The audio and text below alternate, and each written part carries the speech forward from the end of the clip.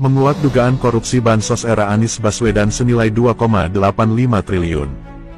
Pegiat media sosial, Rudy Valinka membocorkan dugaan korupsi bantuan sosial atau Bansos milik pemerintah Provinsi DKI Jakarta tahun 2020 ketika masa kepemimpinan Gubernur Anies Baswedan.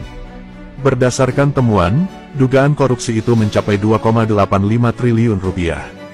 Temuan dugaan korupsi program Bansos Pemprov DKI tahun 2020 senilai Rp.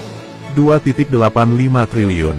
Hasil audit forensik Ernst & Young yang belum dibuka ke publik nih, kata Rudy dikutip dari Twitter pribadinya @Kurawa, Selasa, tanggal 10 Januari tahun 2023.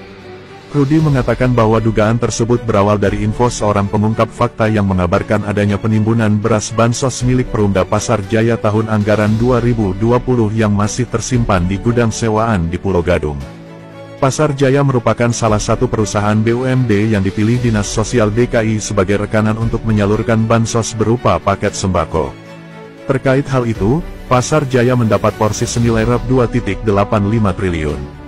Tidak ada alasan spesifik mengapa Dinsos DKI memberikan porsi yang sangat besar kepada Pasar Jaya, apakah karena status perusahaan yang masih perusahaan umum sehingga lebih mudah utek administrasi cawe-cawenya, tuturnya.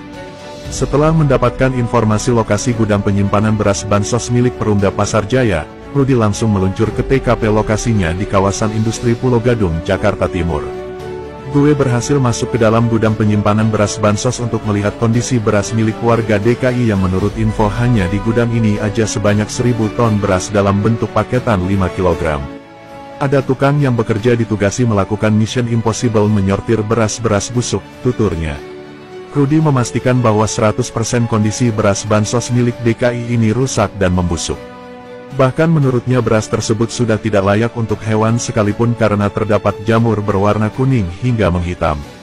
Sesuai dengan mata anggaran Bansos COVID 2020 seharusnya beras-beras ini disalurkan sepenuhnya kepada warga DKI di tahun-tahun 2020 sampai tahun 2021 yang lalu. Sampai sekarang kita masih heran mengapa dibiarkan ditumpuk di gudang sewaan seperti ini, tidak habis pikir dengan kondisi seperti ini, kata Rudy.